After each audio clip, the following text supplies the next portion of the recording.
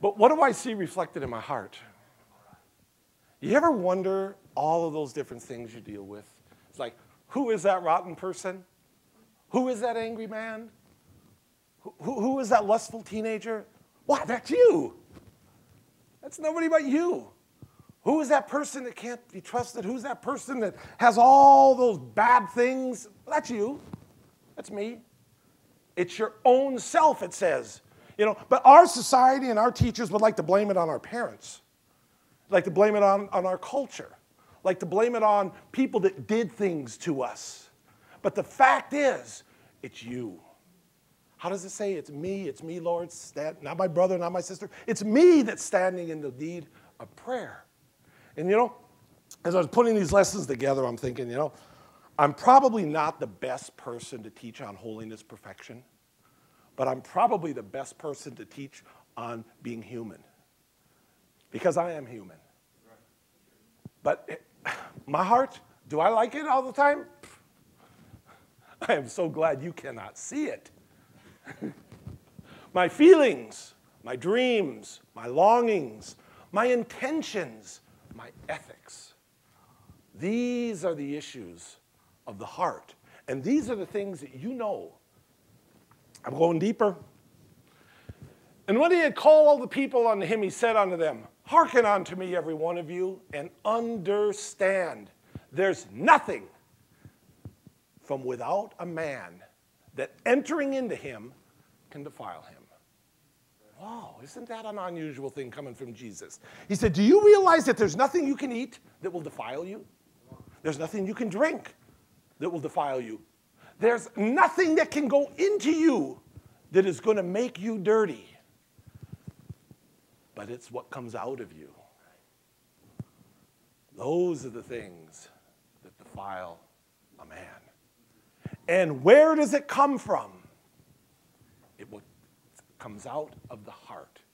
And so the fact is, we can blame the polluted world around us for the mess that our society is in.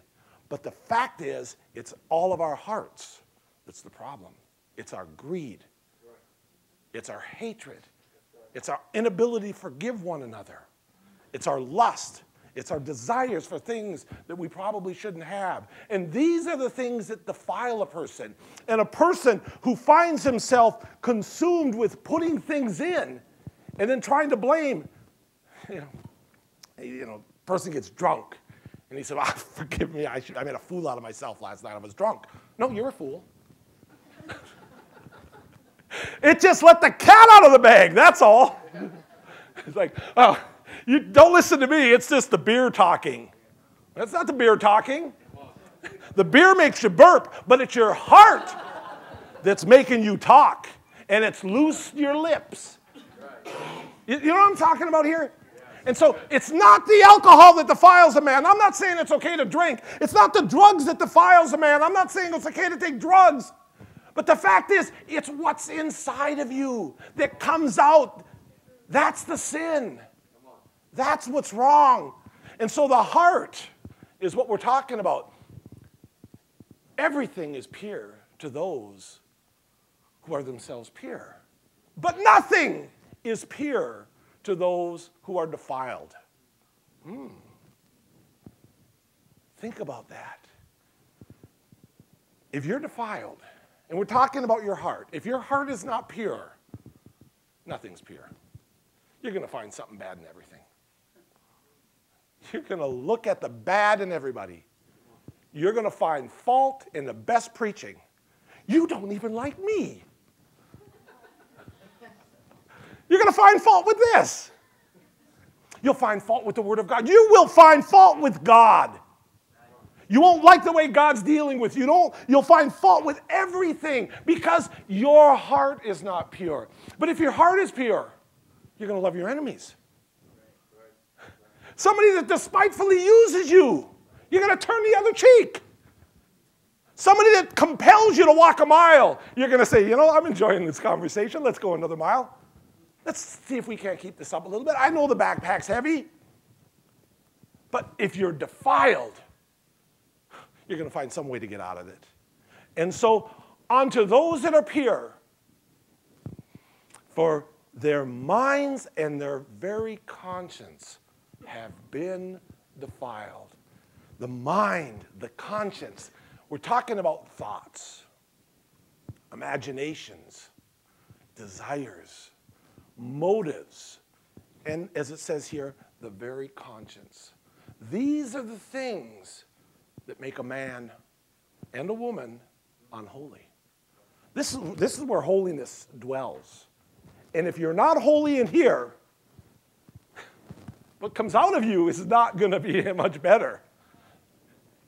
And so I got something here to teach you. The tongue is the dipstick of the heart. The tongue is the dipstick of the heart. You know, check my oil. Reach in there, pull that thing out. It says, I'm a quart low. You know what I'd like to do? I'd like to invent a dipstick that when you pull it out, it'll automatically put a couple drops of oil on it so that your car always looks full. Will that solve my problem, Pastor? It's actually going to make it worse, isn't it? It's only going to mask the problem. And so when somebody says something, or when you say something, and you wonder, why did I say that? Well, it's because you're a quart low. Yeah, you're a quart low. Maybe you're. It says all of us do many wrong things, but if you can control your tongue, you are mature and able to control your whole body. And if I can get a hold of this tongue and control it, and if I can keep that showing always full, I'm going to be in good shape. But here's the situation that we need to be aware of. That is impossible. Because look at what it also says. But the tongue can no man tame. You can't do it. And so therefore, whatever you said is what you meant. Because it shows whether you've got oil in your heart or you're running dry. And so people will try to tame the tongue. And what they're doing is they're making their dipstick always have a drop of oil on it. And they're dealing with the symptom. But what they really need to do is find out why they're leaking oil. Why is my heart burning oil? Why does my heart make that clink, clink, clink, clink, clink sound when I go up a hill? That's the real problem. That's the real problem. A good man, out of the good treasure of his heart, brings forth that which is good. The tongue, pull it out. And what does it say? If I've got a good heart, it says good things. An evil man, out of the evil treasure of his heart, brings forth that which is evil. For out of the abundance of the heart, his mouth speaketh. Oh, it is a window into the soul. What we say. Now, we're not talking about a lot of stuff, but we're talking, let's take a look at this. Let the words of my mouth and the meditation of my heart, notice the connection. Let the words of my mouth and the meditation of my heart be acceptable in thy sight, O Lord. My mouth shall speak of wisdom, and the meditation of my heart shall be of understanding. You see the connections. Look at this again.